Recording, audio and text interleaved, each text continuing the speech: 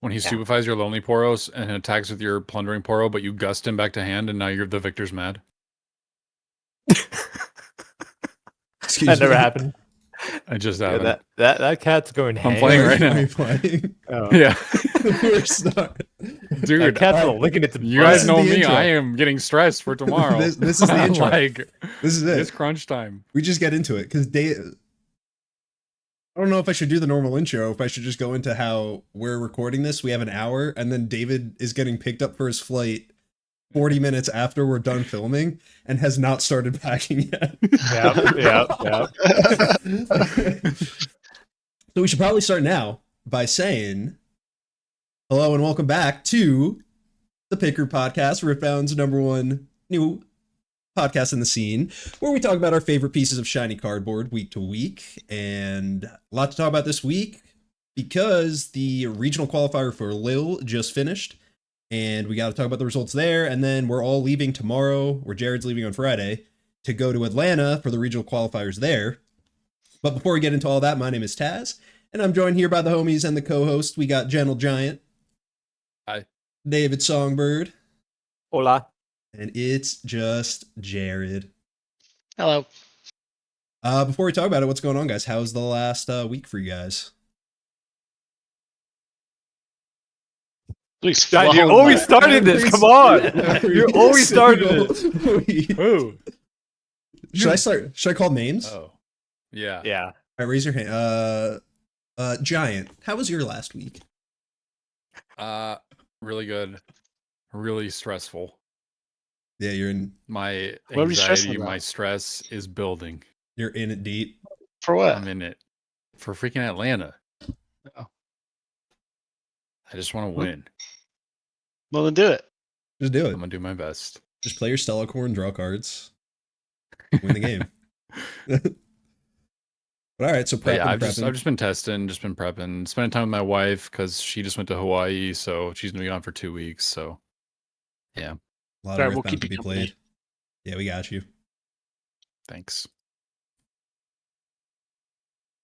Jared.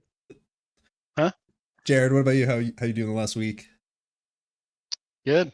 This week has flown by. Work has been super busy. Mm. Valerie has been having trouble sleeping, so we haven't really been sleeping much. But yeah, good week overall. Will you, David? Yep.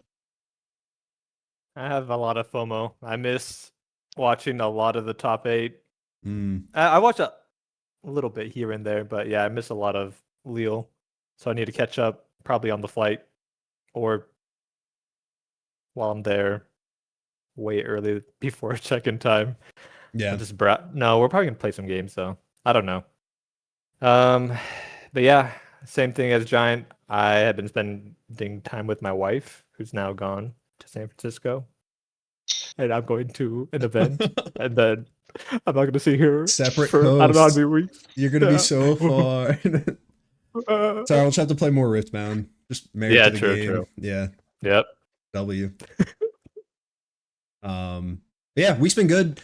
Really commentate, like chilled with the Summoners Weekly guys and Champion Select, Shinya from Champion Select, and we just streamed and watched the top. I think we just did the top 8 of day 2 of Lille, but that was just fun. Like, I don't know, commentating. I was trying to listen to the commentators as they were talking, and it seems like you have to fill a lot of empty time and like a lot of empty space in even matches. That seems really hard, but when you're just chilling on a Discord talking through the games with people, that's a lot of fun. So we should do that. We should do that in future regionals that we're not at, because it's a lot of fun and it's just cool. And it's really satisfying when you say something like, "Oh, this would be a really good play," and then it happens, and you're like, "Yeah, I thought." Did you call anything? That was me. Well, I got to watch a lot of AZIR because that leads us into who won. Actually, before we start to Lille, though, there's one thing I wanted to talk about you guys about. But yeah, good week. Before we get into Lille, something we talked about last week was the Pokemon Championship drama, where we watched that dude Firestar win the entire Pokemon Go regional. It's like a full-on regional tournament for Pokemon Go, and then get a game loss for his celebration. Pokemon, I think it was today or it was yesterday, came out with like an official statement on what happened. Yeah, I which saw this. they never do. This is like super rare for the Pokemon company to do.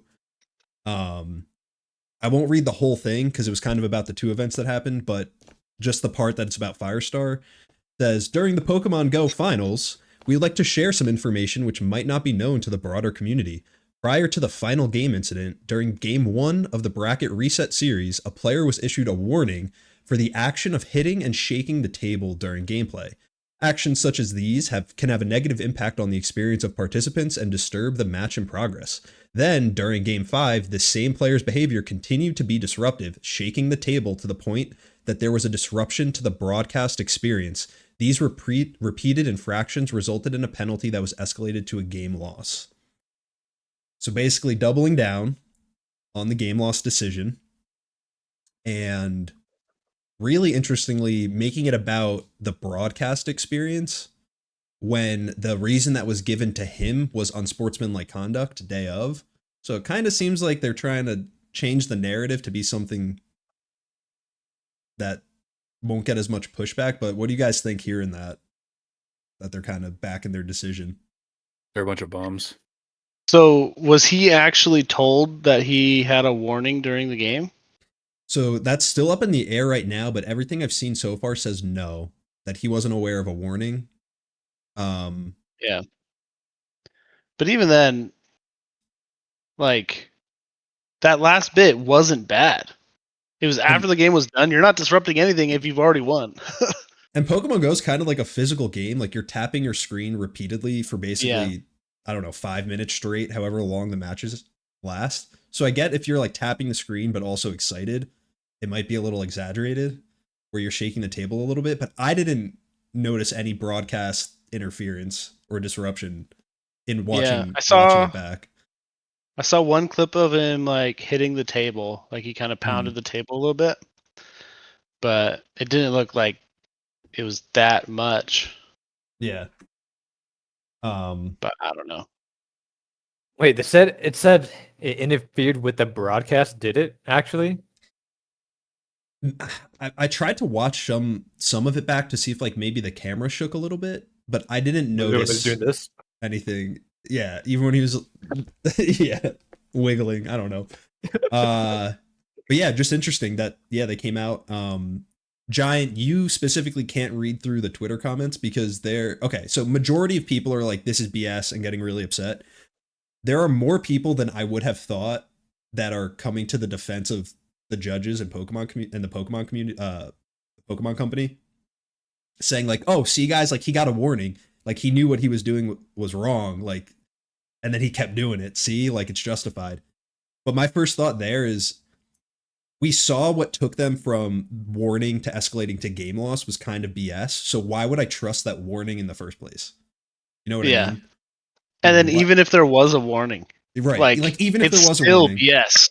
Yeah. How are you like, gonna stop somebody from celebrating? Like he's just excited, man. Yeah. They're basically saying, yeah, we made this bad decision, but we also made a bad decision a game before. So like that justifies this one, right? Because we gave him a warning. Like it just doesn't make any sense to me how they're justifying it. But knowing the Pokemon company, this is what they're gonna. This is already more than they normally say. This is where they're gonna leave it, and they're never gonna reference this ever again. They're just backing their terrible judge that they don't want to like. Yeah. Oh, they want to back their person. So they also said something else. They also put out an announcement basically telling judges to stop talking about it. Like, I can't like cite it or wherever it was, but I saw some sort of announcement that said any judges that were not there at the event, don't say anything about it because you don't know if there was like prior stuff and things like that. So that was their reasoning for not talking about it. But that also to me seems a little bit like just sweep it under the rug, move on, like don't talk about it when this is something that should be talked about because it was screwed him over. It's wild. Yeah. Really. What was the prize pool? It's a good question. I don't know. I would like to know how much he lost. Yeah. We'll have to look into that. But yeah, bummer. Yeah, and I think he made some response, but I don't know exactly what it was. But I'm pretty sure it was just disagreeing with it and kind of thanking people for supporting him. But yeah, knowing the Pokemon Company, this is where they're going to leave it. They never respond to like anything. They never make official statements. It's super rare when they do. So yeah, this is probably just going to be where it ends. And yeah, we'll see where if the players do anything past that though. I was thinking like if I won the next Pokemon Go tournament when they're doing like the player interview, the first thing I would say is like justice for Firestar, and then like do the whole interview, something like that. See what they would do about it. But You yeah, should do it when you win Riftbound. Yeah. I would like super slowly take the headphones and like gently put it down. Yeah. Like look side to side, like stand up, And then put your just do arms like up. the kip, do the kip from like Napoleon Dynamite. Just Yeah, just super subtle. Yeah, that's what's yeah. There are a lot of funny memes about that. People doing that. But cool. Enough about Pokemon. Enough about sad stuff because we got to talk about Lille, where AZIR took home first place. None of us had AZIR in top 8.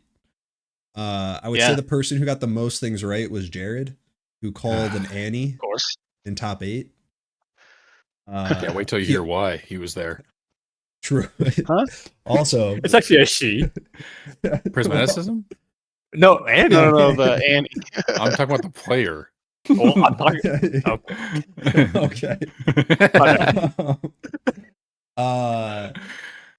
Jared also got right that there was one Draven, even though he wanted to say 0. You did say 1. David had 2. Giant had 3. I had 4. I was the most I was wrong. one Aurelia short though. Yeah. Oh, 1 Aurelia short. But yeah, AZIR took it home versus Master Yi in the finals. It was a mid-range Yi. It wasn't Aurora. But in the top 8 there were 3 Aurelia, 2 Yi, 1 Annie, 1 Draven, 1 AZIR. And then the finals were AZIR versus Master Yi, and AZIR took it home. What did you guys think of the result? What was going through your minds? How surprised were you that it was AZIR? Was it like a shock? I mean, yeah, definitely a shock, but also like Azir's just a good deck, and it can do some pretty powerful things. Arise is a good card. His champion allows for some pretty big combos. Like, so I guess I'm not like shocked, but I am definitely surprised that it took it all down because that's a big stage. It's a big tournament, and for Azir to make it all the way, it isn't anything that we were really expecting. Yeah, I agree. Like, we've always kind of, like all of us, we've kind of known that AZIR is good. Yeah. Like, he's just like been right below being good enough. And we also called that he was going to get a lot better because of the bans. Right. But even then, none of us thought that he was going to be up there. So yeah, I agree. I was also surprised, but not shocked. I think that's a good way to put it. Yeah. Yeah, same. Watching the top 8, I don't think in any of the top 8 games he missed a turn 1 equipment, which is like huge. So like Giant, when you said last week that you thought a Darius might break into top 16, and it would just be like a baited hook deck that just like was drawing and hitting like perfectly. Yeah. I feel like that's kind of what it needed to be, maybe to a lesser extent, but that's what it kind of needed to be with AZIR too. Like a good player that knows how to play it, but then also consistently gets those weapons out turn 1, like gets their 1-drops. There were some games he got the brutal, going second, was able to get the brutalizer out on turn 1. But I don't remember him ever missing completely in any of the games. Maybe he was doing the strat as that one guy recently. I don't know if you guys saw the cheater. I don't know what card game it was, but he had the card under his leg. Did you guys see that? Oh, no, it was pretty. Maybe that was his strat. I mean, literally on camera pulling a card out on his lap, dude. That's crazy. That's wild. Yeah. There was drama though with one of his games on stream where he played a death grip on a. I'm pretty sure this wasn't the other AZIR player. I'm pretty sure it was the winner. It wasn't in the finals, but in one of the top 8 games, he played a death grip on a unit with GA, and then was able to give another unit its might, while the unit with GA just lost GA and didn't die. Before he made the play, he pulled he asked for like a pause, asked to speak with the judge away from the table, which, if anyone doesn't know, you're allowed to do that. You know, at least in Riftbound, you're allowed to call for a judge and talk to them away from the table if you want to ask a question and not have your opponent hear it. And he asked the judge if it was a legal play and what the outcome would be, and the judge confirmed, yep, you can do that, it's legal. So then he did it. But you're not allowed to do that. I don't know if it's just because of the errata, but the errata death grip text says kill a friendly unit. If you do, give might equal to its might to another friendly unit, and then draw 1. So you want to be able to kill something with GA, have it not die, and then give another unit its might. I saw people talking about it, saying that he had other plays he could do anyway, that he would probably win that game, even if he was unable to make that play, but that's what happened. I'm not saying he's cheating at all, but it was just funny you brought up the dude pulling a card out from under his leg, and then that also happened at the event. I'm also not accusing him of anything, but it just gets me thinking, do you think there are people that purposefully ask questions like that to judges, because we all know judges get things wrong, just to try to get something in your favor? So I think there are like some rulings that are on the fence, right? And so you sort of have to ask a judge to understand like how this event is going to be judged. Right. So I don't necessarily. Okay, well, if you're asking just to get like, and you know the correct answer and you're just trying to get the wrong answer, I guess that's not good. But it is really on the judge. So I don't know. A judge of a top 8 of a regional should be better, right? Like you can't really get mad at anybody other than the judge in that case. Yeah. And if you're doing that in your locals or a skirmish, probably scummy.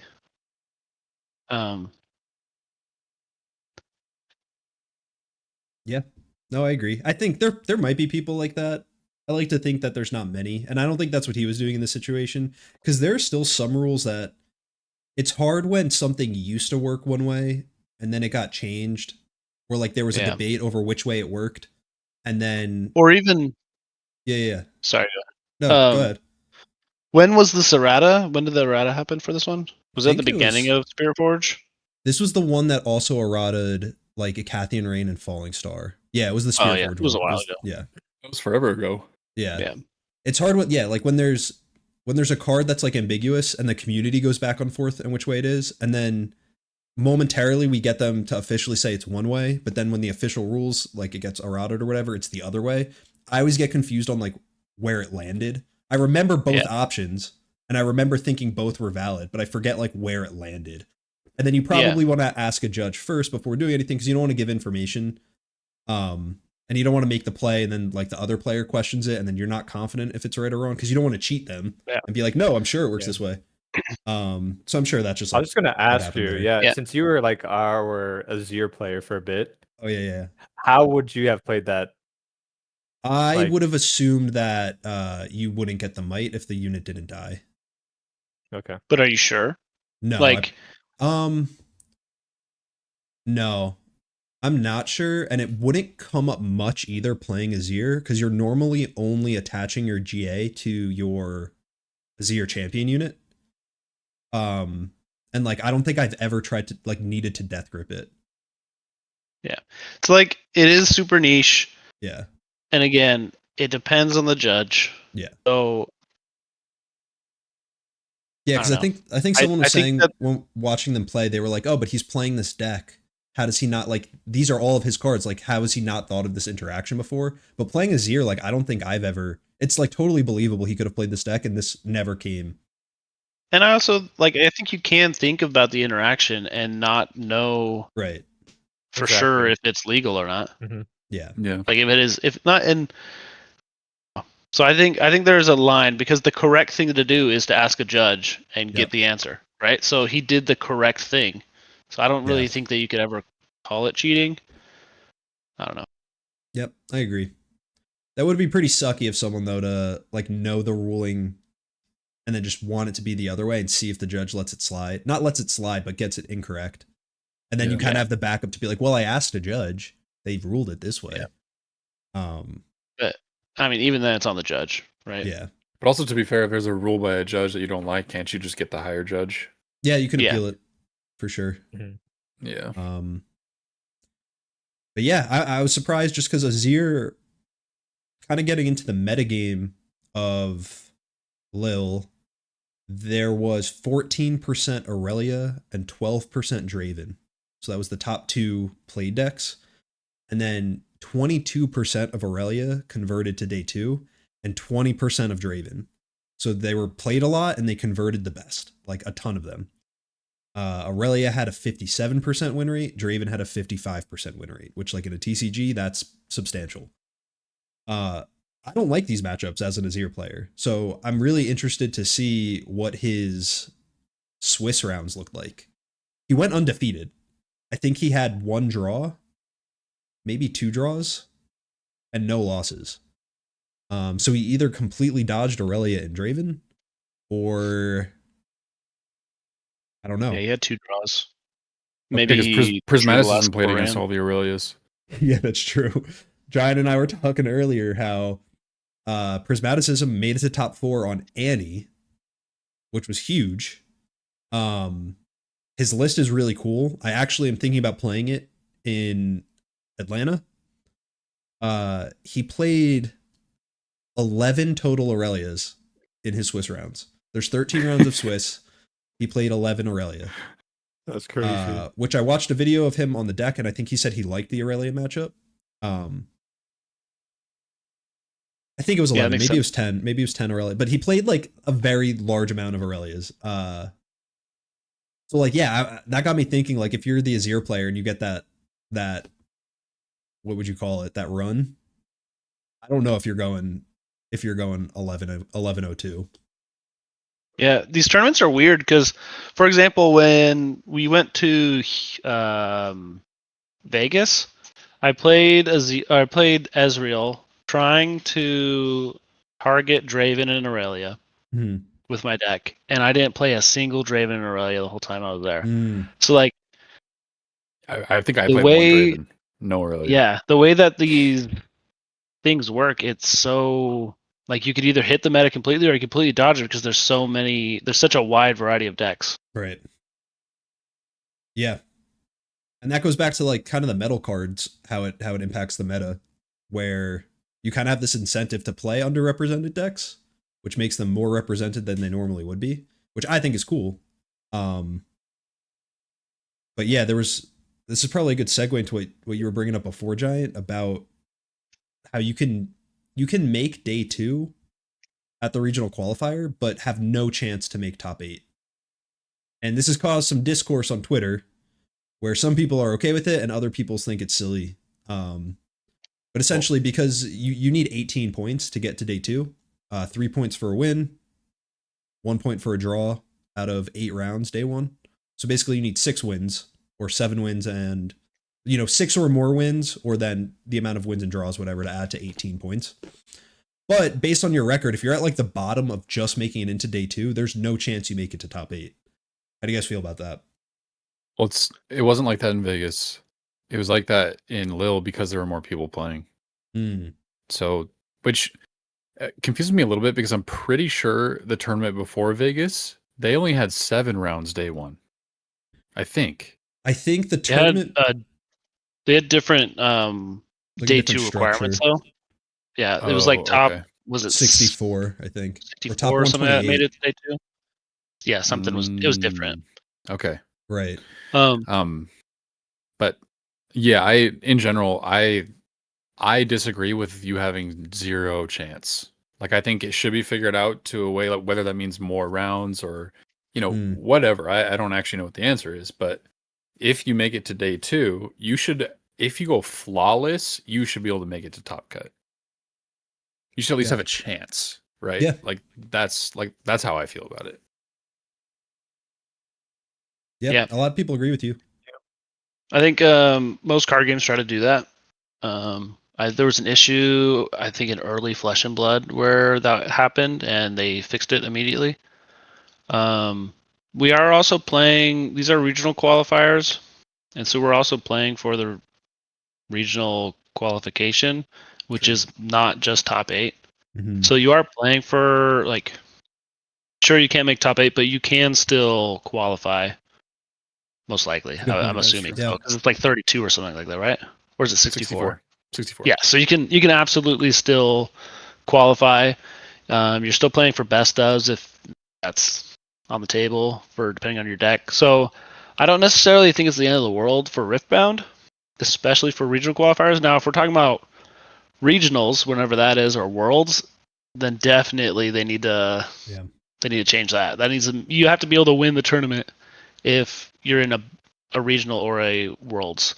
But we don't know how that's going to look yet. So yeah, that makes a lot of sense. I didn't think about the invites, and like we are only in regional qualifiers, so it's probably different rules. But I was just gonna bring up the medal cards. Like that's a pretty big reason to play. Which that's why I'm okay with it now.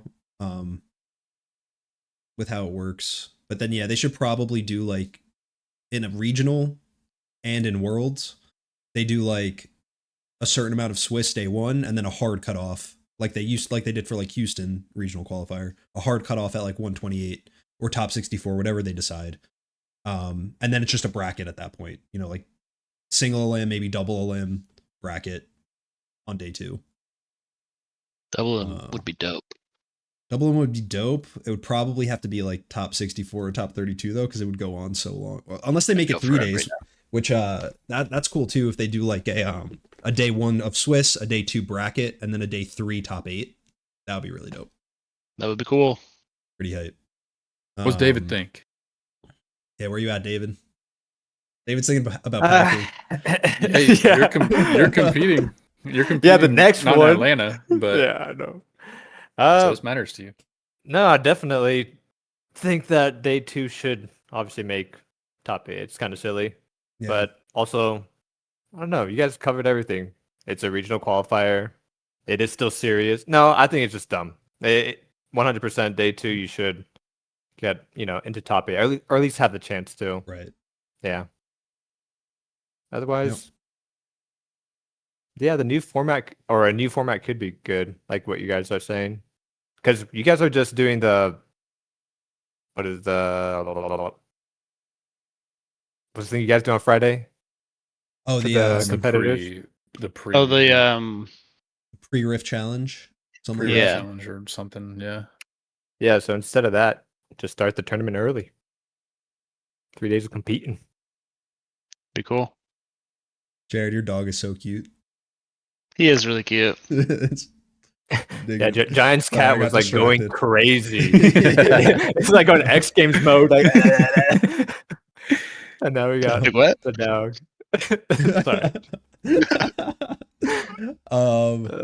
But okay, so kind of transitioning to Atlanta, there is something that's pretty concerning about the Lille results.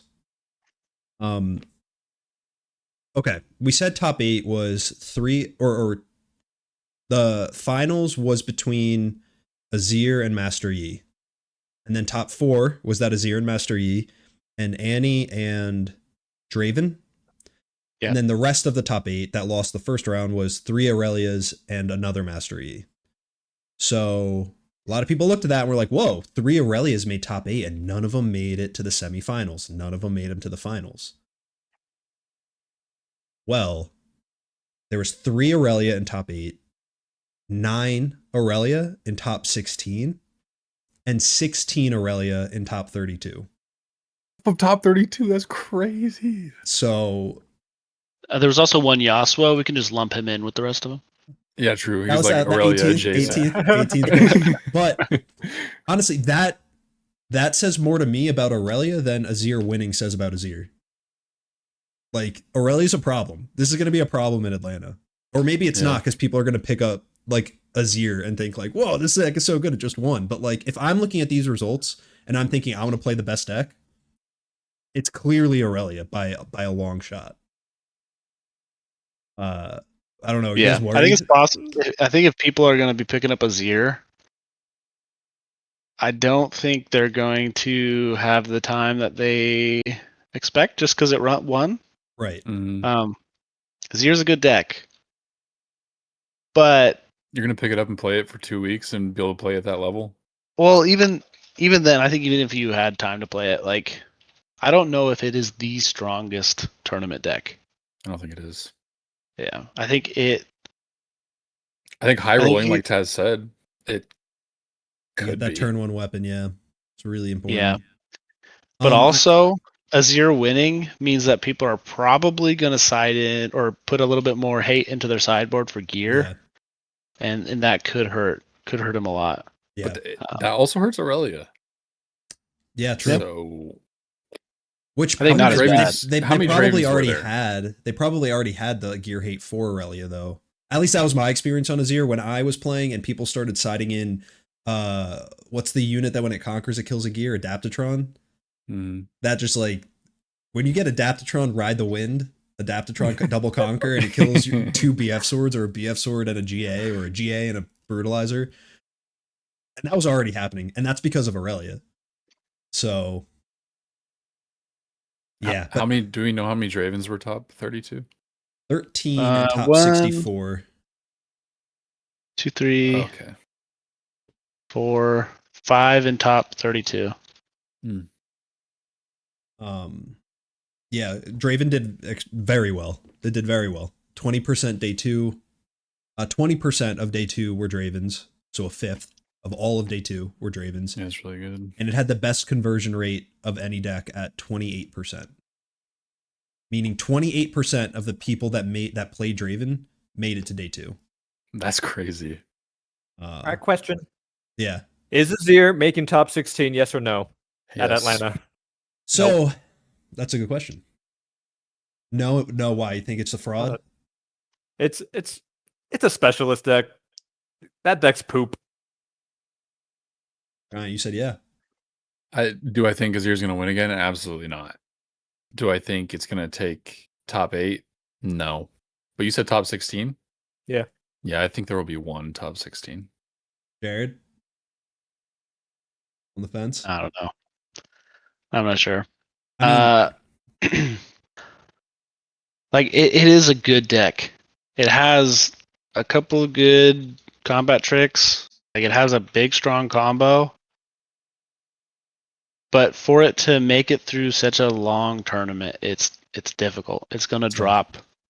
It's gonna have some games where it just doesn't draw the gear in the right order. I don't know. I don't think it makes top 8 again. Yeah. What about top 16? Top 16. I wouldn't bet on it, so I'll say no.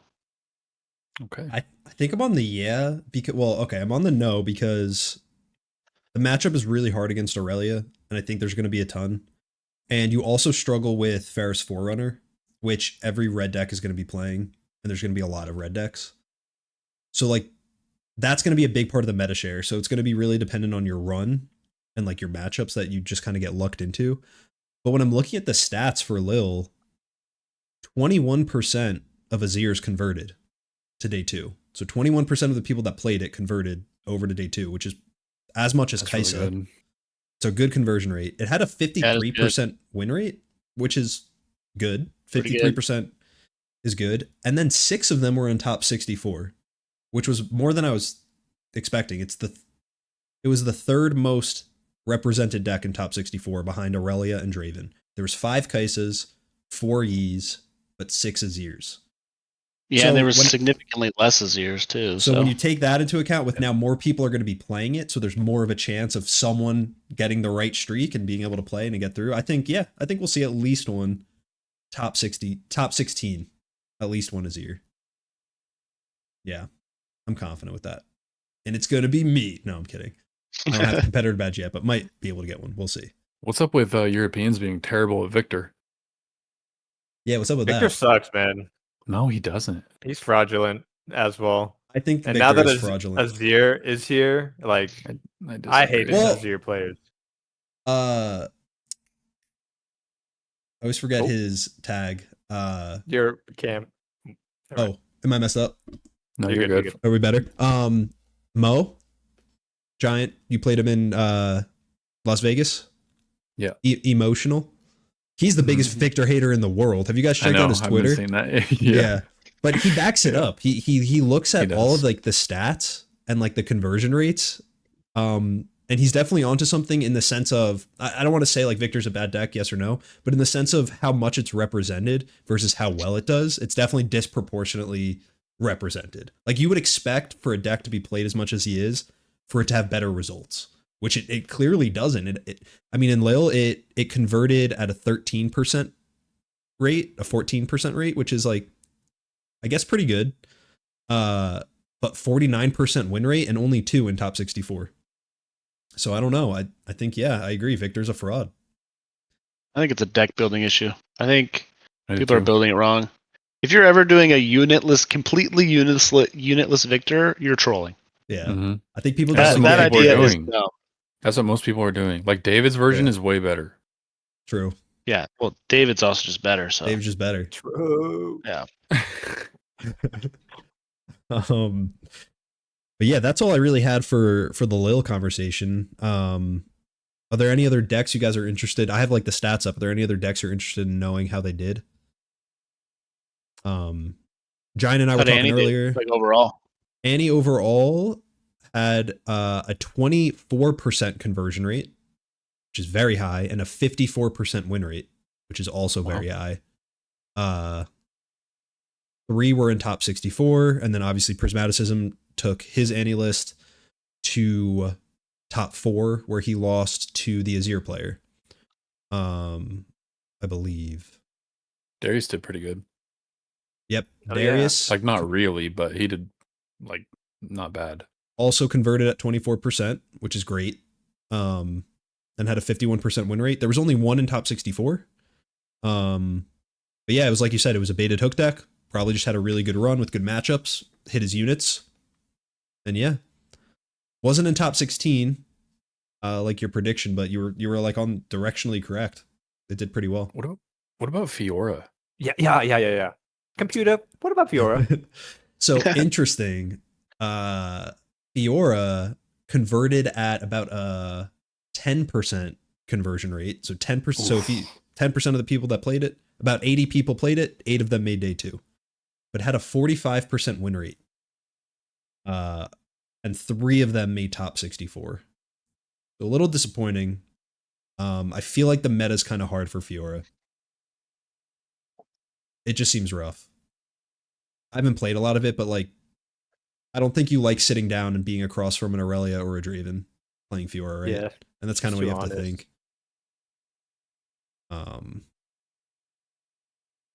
Yeah. Any other decks you guys curious about? Well, I got the stats. I guess we could talk about the worst. Lucian got pooped on. Lucian did get pooped on. Okay, so Lucian converted at 15%, but 48% win rate. None made it to top 64. Yeah, that's crazy. Really underwhelming. Yeah, I was surprised about that. Lucian might be a fraudulent deck. I was a Lucian.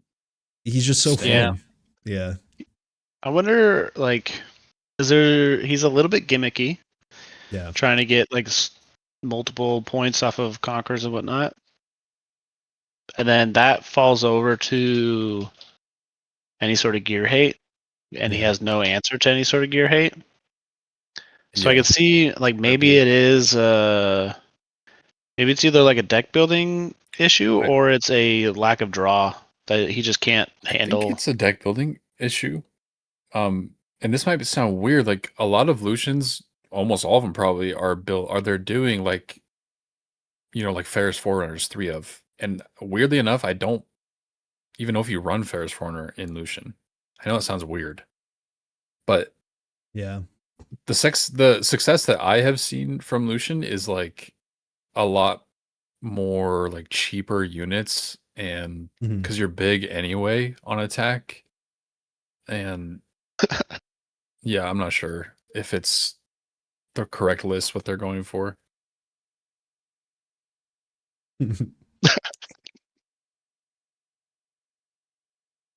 Yeah, I think Ferris Forerunner can be fake. Well, not fake. I think he'd be a little bit too slow for some decks.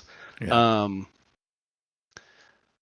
But I don't know. He's so good. That might just be Like they're not running sacrilegious to say, to be Kianas. honest. And I feel like that's kind of cool. I'm kidding. Dude, run 3 Kiana, 3 Kaisa. Okay, now you have good card draw. Yeah, True. that's fair. Last thing on Lille, there were 38 Ornn that played in the tournament. 0% conversion rate. None of them made it to day 2. It was the highest represented deck with 0 in day 2. How many Teemos were there? There were 0. No, Whoa. like that came to the tournament. Wait, I don't see it on this list. Oh. 0 made it day 2. No, I know 0 made day 2, but Yeah, like how many were playing? I think it's the how one. many were there? It's the one legend that is cut off from what I'm looking at, so we don't know. Let me see.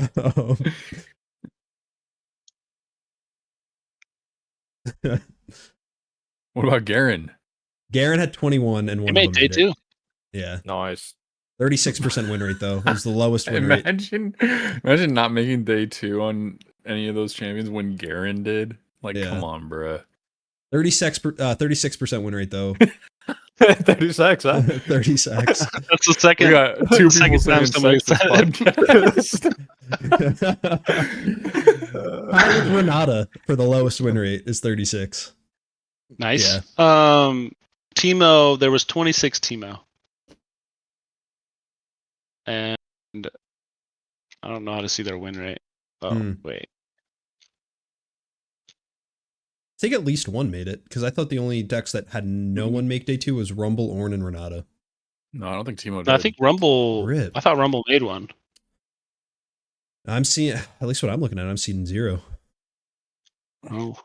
Hey, Jared, what are you even bringing to Atlanta? Renata, baby. He's getting best of. Yup.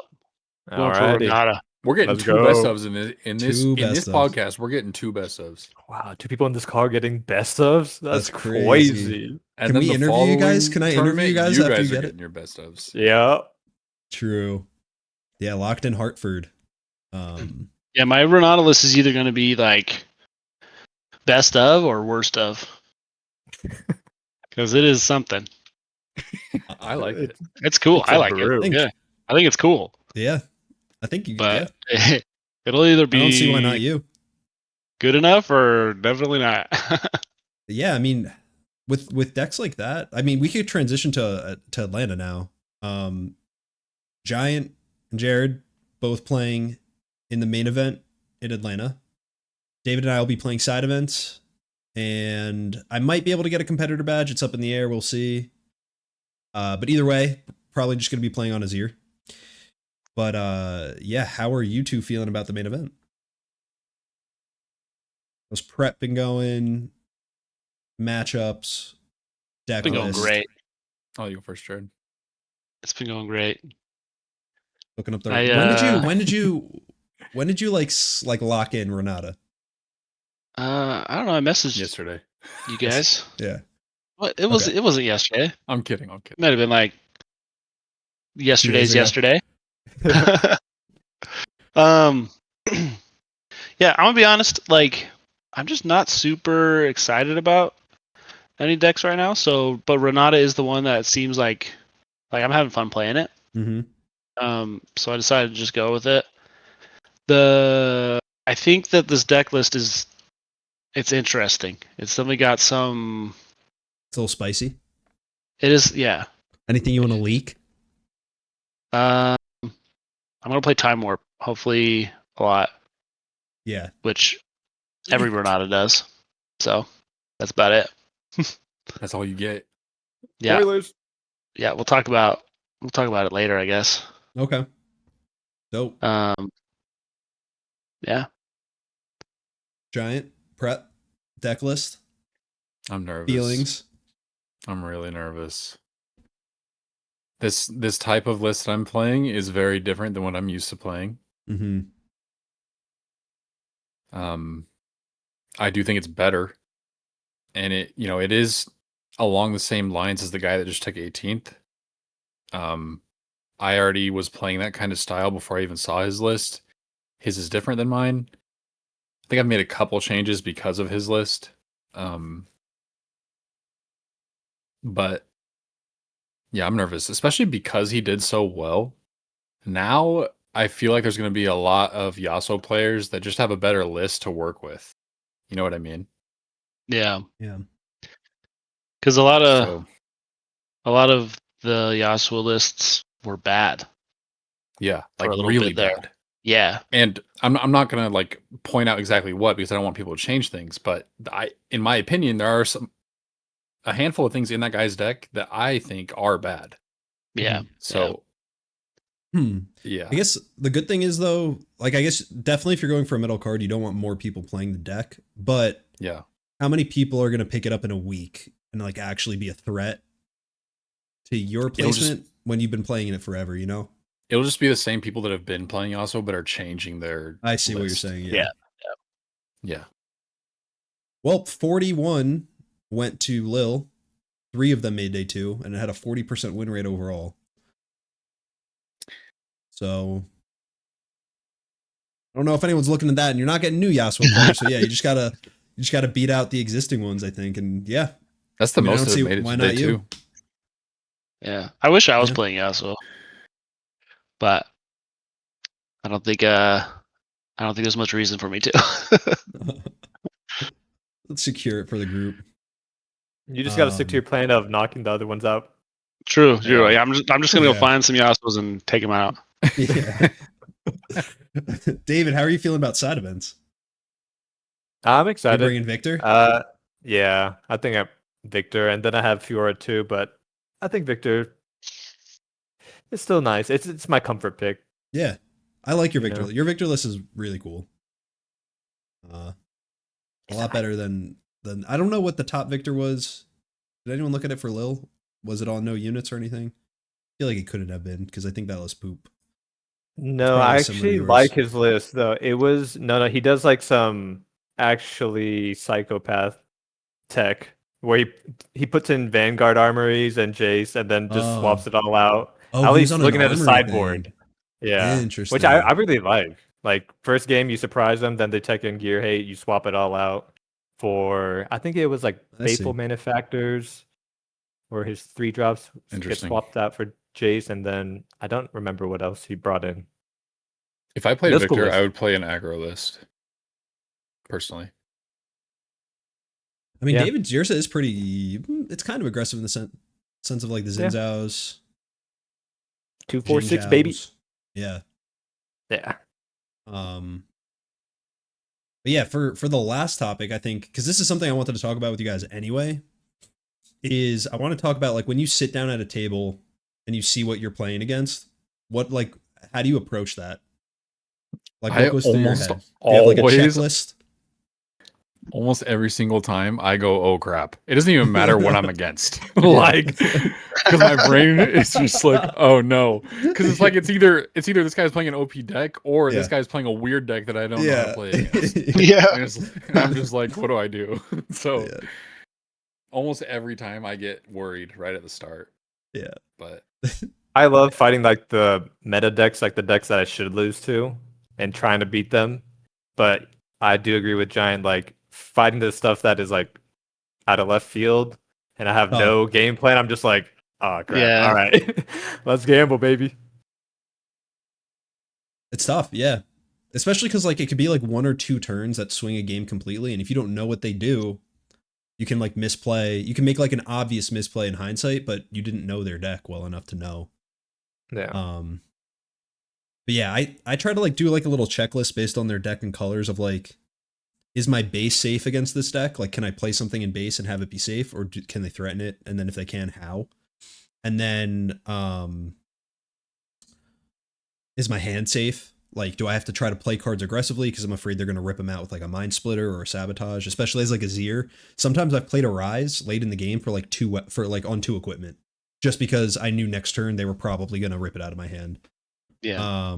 And then I just try to think of like the big things in their colors. But I was thinking, let's go 1 by 1 of at least like the top 4 or 5 decks, and like think of like what we would think of sitting down across from it. So like starting with Aurelia, first thing I think of is like you're probably not holding because they can likely go, or at least like mid to late game you're not holding because they can go over whatever you have, and they have Rebuke, and like that you have to think of Rebuke every single turn of the game. But like, what else would you guys think of sitting across from Aurelia? Maybe like I, with your deck in mind, but just generally. go fast early, Hmm. but like go fast early and try to force them to play cards so they don't have it for the last final battle. Smart. Because Right. if you let an Aurelia save all of their cards to the last final battle, you will lose. You cannot beat an Aurelia if they have all their cards in their hand. So I try to force cards against Aurelia. Yeah. It depends on the deck you're playing, obviously. Yeah. But I'm thinking about like what. Normally, I'm thinking like, okay, what removal do I need to save? Like, do I need to keep something for Stellacorn so I can kill it or remove it from the board as soon as it comes down? Or, like, if they have counters, I'm thinking about the counters. Like, how how do I play around their counters? And then also like the end game, like what's my win condition? Like against Aurelia is like you're not going to be a hold to get there. So depending on my deck, it's like how am I going to get my last point? It's kind of those are the things that I'm really thinking about first. Is like what key cards do I need to remove their threats or protect my threats, and then how am I going to win the game? How am I going to get my last point? Makes sense. Yeah, for me, it's like first turn. How are they playing? Are they playing a little more slow, like putting out a gear, or do they have a 2-drop on the first turn? And usually, I'm always trying to take those early points, of course, and then just always. I play Victor, so always some type of removal. Like I'm always keeping a cold week. I'm so happy if I see 2. So nice. To get rid of that pesky little Stellacorn or an Aurelia when it comes down. But yeah, I think just I'm more of a reactive player a lot of the time. I think that's my playstyle too. I like to see what my opponent does and then go off of their playstyle and try my best to counteract what they're trying to do. Yeah, that makes a lot of sense. That's really good. I'm glad I asked because I'm like taking notes too because I have to think in like checklists because I'm kind of like Giant where when I sit down, whatever I'm looking at, I'm like, oh crap, this is bad, and like get flustered. But if I can like ground myself with like a checklist of like, okay, here are like the 3 things I have to keep in mind, then normally like that helps me calm down a little bit and like not just be flustered and make stupid misplays. The only other thing I was thinking for Aurelia is, do they run Charm? They do run at least one, right? Yes. Yeah. So that's usually like, more than one. Yeah, that's their base threat. So like, yeah, kind of like to summarize what we were saying, holding is hard mid to late game. They have Rebuke. Stella is like a must kill target if they play it early. They can threaten your base with Charm. And then I really like what you said, Giant, where it's like you want to make them spend resources early and you want to make them make decisions. That's a big thing with playing Aurelia. Like you have a lot of options because you can keep rewriting units, but every time you do it, you're going down in power. So I think you would just want to force the Aurelia to make a lot of uncomfortable decisions and hope they make some, like give them the opportunity to misplay and then just take advantage of that at the end. Because if you don't make them play stuff, then you're going to get to the end of the game and it's going to be they're going to be able to double conquer every turn and you're not going to be able to get over the Aurelia. But cool. Moving on. Draven, second deck. You're sitting down against a Draven. Say it's like classic mid range, how they're playing it now. What are your first thoughts? Your mental checklist. For me, I'm putting my deck back in my deck box.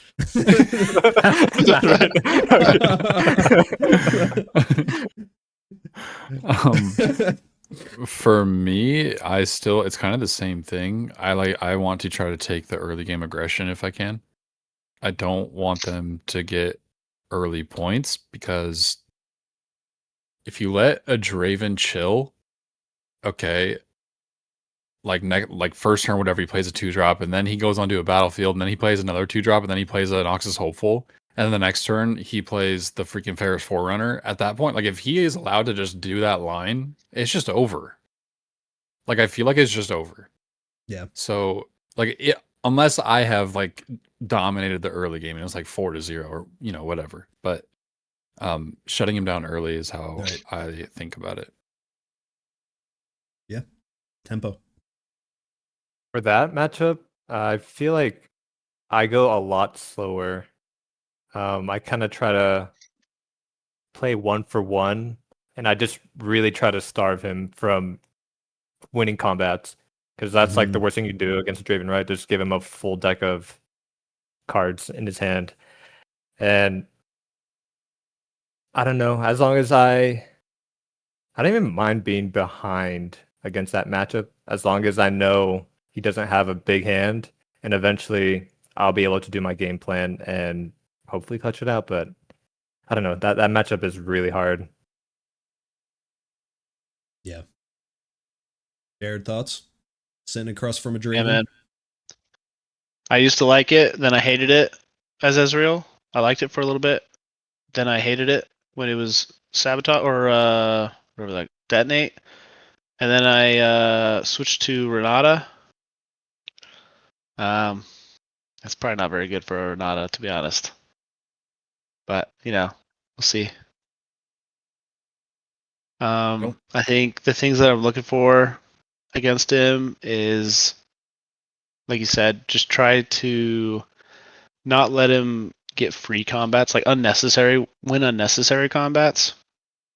Like don't leave a unit out there to go to 3 when you don't need to go to 3. That kind of thing.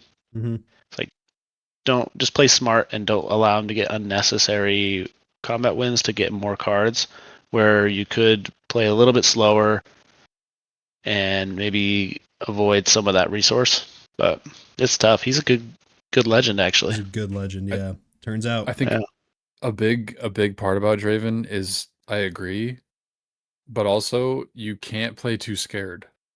Right. Yeah. Like, you still have to make your plays. You still have to keep like your game state going.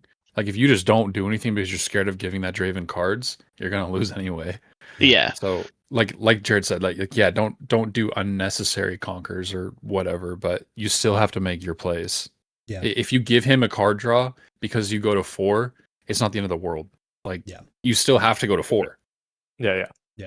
So there are definitely turns, at least, and even more now after the bans, where I think Draven plays a little aggressively, but is kind of scared. And I think we're so used to playing Draven being just totally dominant and having no right play that everyone's a little too timid. But if you call out the turns where they kind of overextended and didn't have all the answers, or maybe, not enough energy up to play a bunch of stuff in their hand, and you only have to play around one thing, then you can really swing the game. And I think it's kind of what you're saying, John. It's about finding that turn where you go on the aggro side and kind of, the one thing I wrote down is like sequencing can be super important for Draven, depending on what you think they have. You have to play around a lot of stuff. You have to play around maybe them having switcheroo or a spinning axe or a rebuke. So you still have to go through, even though they don't have fight or flight anymore, you still kind of have to go through that flow chart of making the right play that doesn't just flat out lose the game if they happen to have one of those options. But there's definitely like weaknesses that you can exploit. Only other things I wrote down was base is not safe because they can have falling star or piercing light, so you have to keep that in mind. They have rebuke, and then you have to have an answer for Forerunner. That's always in the top of my mind playing against red, though. It's like, what am I keeping in my hand for when Forerunner comes out so I can answer it or have something to do. But yeah, anything else on Draven before we do one more? Then we'll go to the Queen, go to Kaisa. Sit down across from a Kaisa. What are you thinking? Top 8. I guess on stream. I'll go first again. I'm thinking try to play with just one unit, especially early. Like early game, for the most part, play with one unit because I know they're going to have a falling star. Yeah. Like, just have to assume they're going to falling star. And so if I play if I use all my energy just playing 2 units, they're just going to kill both of them, and I'm going to be so far behind. So I just try to play with one unit until I get to a certain point where, like, okay, I can play a unit and I know I can keep it safe.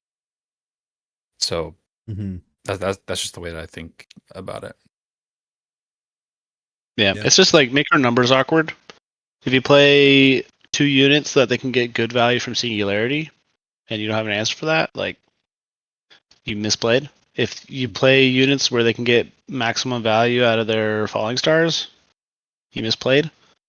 I did that so in Houston, I was playing Annie, and all I played against was Kaisa. And I got Falling Starred and Acathian Rained and Singularity so much. Ooh. But I misplayed so bad Yeah. by just setting them up. Like I gave it to them on a silver platter. It's like, oh, I'm going to play these cards. Hopefully you don't have the Falling Star, the second Falling Star. Now the Singularity. And then, oh, hopefully you don't have the Acathian Rain. And then the Singularity. And then this, like, but I could have played it a different way to make it so that if they did have those things, then I didn't just give up all of my real estate, right? Yep. So it's just always thinking about their numbers, thinking about what they could have there. I'll assume they have it and try to play around it. But it's tough because they always have it. I think that's the most important thing. I think the same way. Just always assume they have the answer because they probably do. They're just slinging left and right. Yeah, they draw so many cards. Yeah. Yep. Yeah, I think it's like early to mid game, they're either trying to deal with your units and get 2-for-1s with things like Falling Star, or they're developing their own board. So I think it's just taking advantage of, like, if you can have combat tricks that keep your units alive when they go to Falling Star, then you just tempo the game out from there. Because now they spent their turn on removal, but didn't remove anything, and now you're both having your units that you developed and can develop even more on top of it, and then kind of build a base, and take some points. But yeah, I would just say, don't get 2-for-1 if you can. Like, try to avoid it, because she has really good units and really good 2-for-1 spells. So if she can stop you from developing while she develops herself, it's just over. And then you should always have to be aware of that, like, double conquer on 4 and then time warp, or single conquer on 6, go to 7 and time warp. Like, always have time warp in your head. For, like, a lot of times they'll be like, oh, they only have, this many points, I'm safe. Never think about time warp ever. Nope. No. Nobody should ever think about it. Yeah. No, just kidding. Well, no, think about it versus Kaisa. If you're playing a Renata in Atlanta, just don't worry about time warp. They don't run it. They're probably just not gonna play the game. It's free. Renata's so bad, it's just a free game. You can turn off your brain. Turn off. Yeah. Well, true. Last thing then, because David's got to go pack because he's getting picked up soon to go to the airport. Yeah. Top 8 and a winner. Let's go around starting with Jared. Who's winning, and then what's your top 8 and who's the winner for Atlanta? Top 8. We'll have 3 Renata. Or sorry. 1 Renata. 3 Aurelia. 1 Yasuo. Yep. So 3 Aurelias. I think Draven's going to do a little better this time. I think you'll go 2 Dravens. We'll have another Master Yi.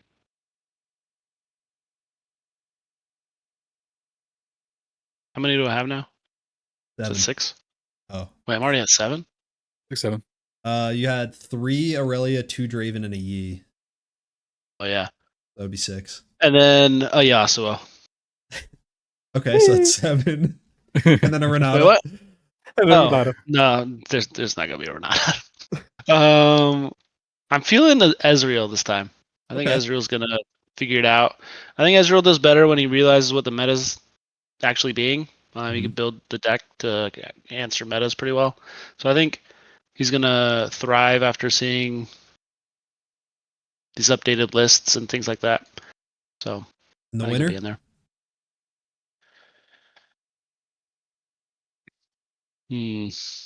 Gotta be Yasuo. Okay. Okay. W.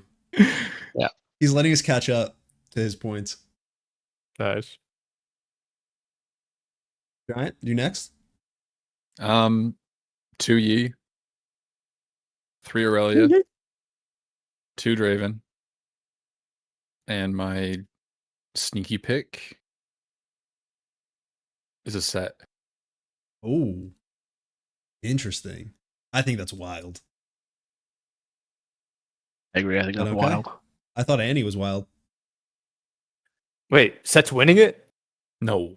Yeah, who do you have winning it? Um, That was the dirtiest look. You're like, no. Yi. I think Yi's gonna take it. Yee. All right, David. One Kaisa. Still sticking with that. 3 Aurelia. I'm okay with putting 1 Draven. Even though I do agree with Jared, it's going to be better, but I don't want to be 2 Draven as well. What am I at? Is that 4? 5? Shit, dog. Wasn't All right. counting. 1 Yi. We just keep going. 1 Yi, 1 Yeah. Kaisa. How many Aurelia? 2 feels right. And you said 1 Draven. Yeah, that's 5. And who's winning? He still needs who's 3 winning? more. I'm still calling it. Victor is somehow going to win. He's fraudulent, really? but I just want him to win. I want him to win 1, please. Someone. Okay. Heck yeah. Do it for the boy. Who else is good? Nope, I don't like AZIR. AZIR players are gross. Unbelievable. You know what? I know she did bad, but I'd like Fiora. I'd love to Okay. see a Fiora in top 8. Fiora.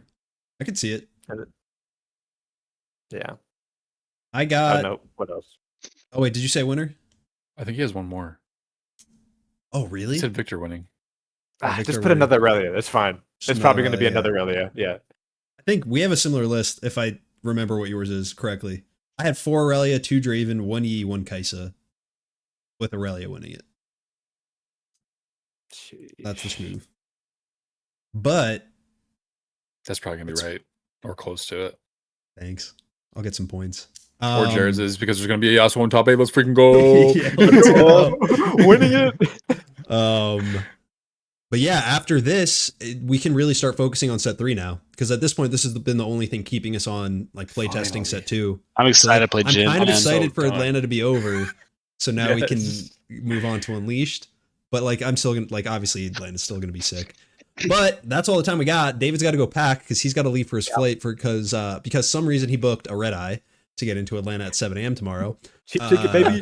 BNB doesn't open until 1, but okay.